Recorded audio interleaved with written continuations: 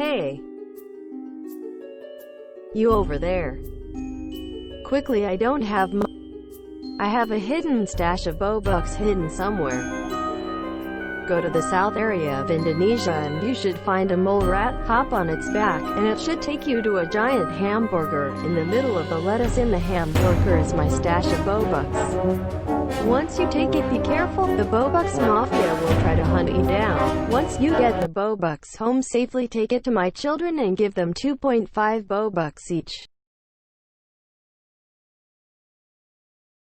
I'm gonna close my eyes for a bit.